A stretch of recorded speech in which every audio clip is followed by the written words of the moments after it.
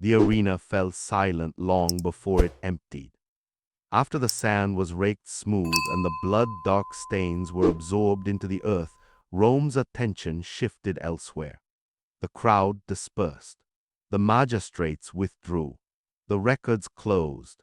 What remained were bodies, some honored, most discarded, and a system that moved quietly behind stone walls. Victory in the Roman arena was not an ending. It was a transfer. For the gladiator, survival meant temporary elevation. Medical care, public recognition, sometimes coin. For others caught in the machinery of spectacle, especially captive women, the end of the games marked the beginning of something far less visible. Rome did not document these moments with pride. It archived them indirectly, through laws, estate accounts, and casual remarks left by men who assumed no one would question what happened after the applause stopped. The institution governing this aftermath was not the arena itself, but the ludus, the gladiatorial compound, and the broader system of Roman captivity. These were spaces of order, not chaos. Controlled, recorded, supervised. Everything had a place. Everyone had a use. Female prisoners entered this system long before the games began. They were taken in war, seized during raids, condemned by courts, or sold by intermediaries who specialized in human inventory. By the time they arrived in Rome or provincial cities, their identities had already been stripped away. Names replaced by numbers, origins reduced to categories. Their legal status was clear, property. Roman law was precise on this matter.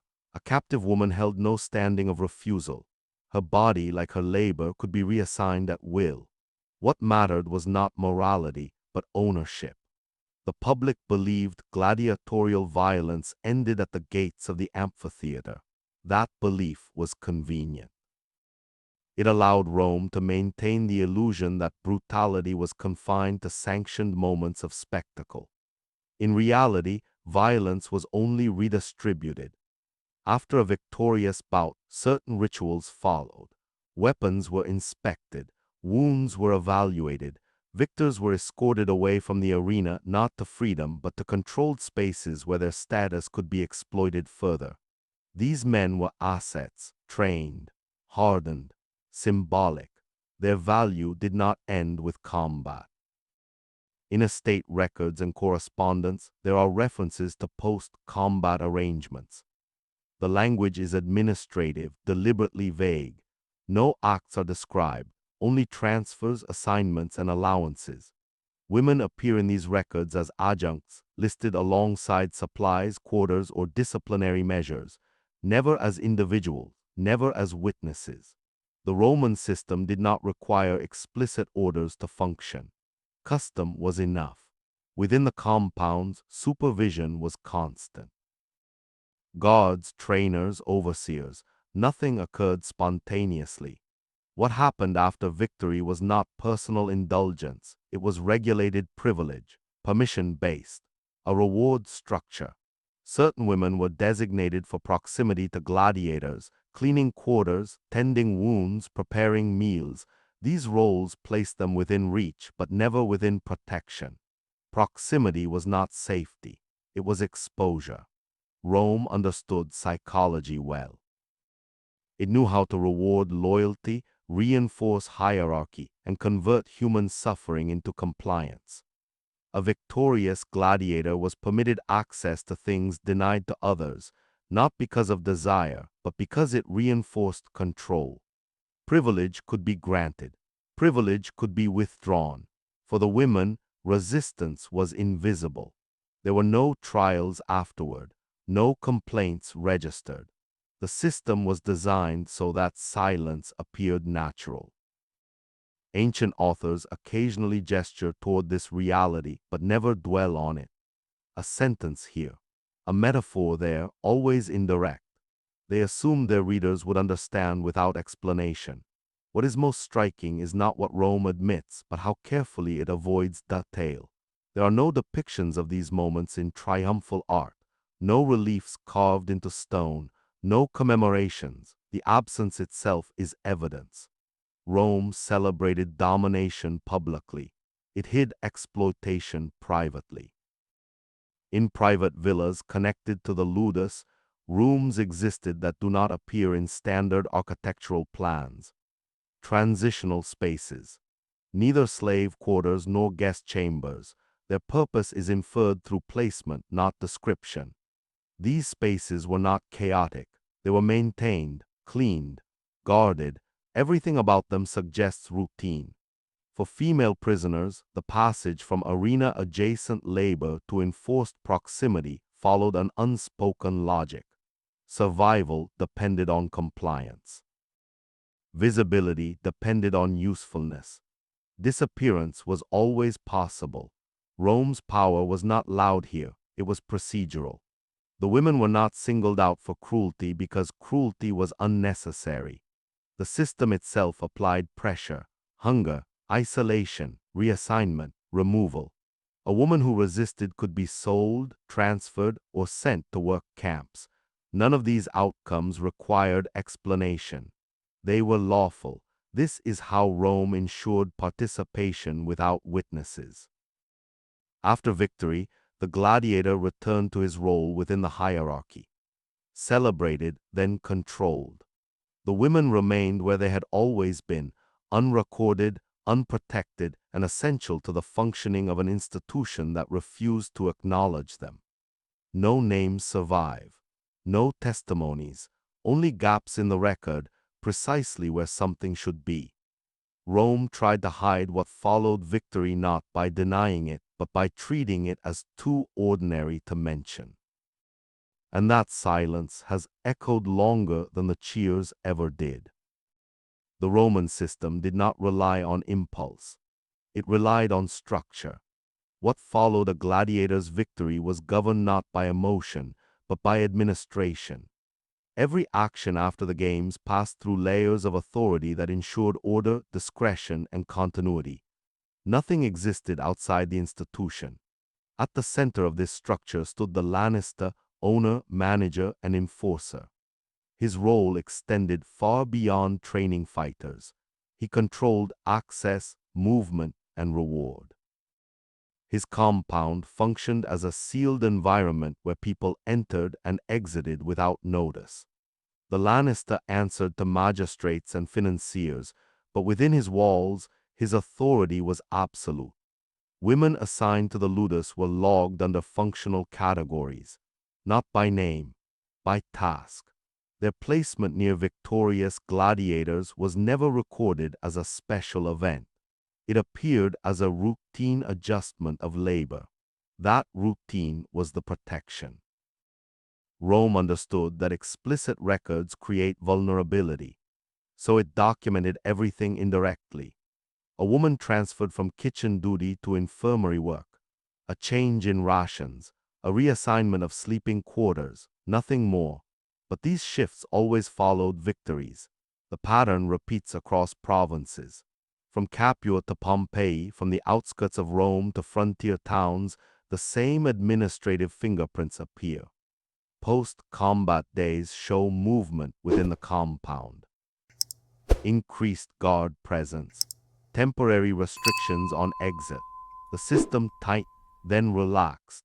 Female prisoners were not passive observers of this process. They were acutely aware of the rhythm. They knew when to avoid certain corridors, when to remain visible, when silence mattered most. There was no language for refusal that the system recognized. Roman law did not require force when ownership existed. Consent was irrelevant. The structure replaced it. What made this machinery effective was its psychological design. Gladiators were rewarded not only with survival, but with controlled privilege. That privilege bound them closer to the institution. Gratitude became dependence. A man who accepted what was offered became complicit. A man who refused could be disciplined quietly, reduced rations, harsher training, fewer matches. The system offered choices that were not choices.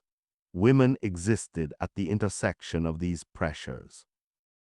They absorbed consequences without agency. Their presence reinforced hierarchy: victor above captive, citizen above property, Rome above all. None of this required spectacle. In fact, secrecy increased its effectiveness. Roman authors occasionally hint at private excesses connected to the games, but they never elaborate. To do so would expose the mundane nature of exploitation, and Rome preferred its brutality to appear extraordinary, not routine. The absence of detailed condemnation is telling. These practices were not controversial enough to defend. In some estates, graffiti survives, scratched marks in service corridors. Symbols tally like lines. They are not legible narratives, but they suggest duration, repetition, time spent, not moments endured. These marks were never meant to be read. The women who left them understood that no appeal existed beyond the walls. Their lives were segmented into assignments. When one ended, another replaced it. The infirmary played a key role. Officially a place of care, it doubled as a controlled meeting space. Medical oversight provided plausible justification for proximity. Wounds required tending. Recovery required assistance. The institution provided everything, so it could justify everything. When scrutiny increased, practices did not stop. They relocated. Private villas associated with the ludus became secondary sites. Movement occurred at night. Records show expenditures for transport, additional guards, temporary lodging. Never reasons. Rome excelled at creating administrative fog. The women moved through this fog without acknowledgement. They were present in all the right places, yet absent from history.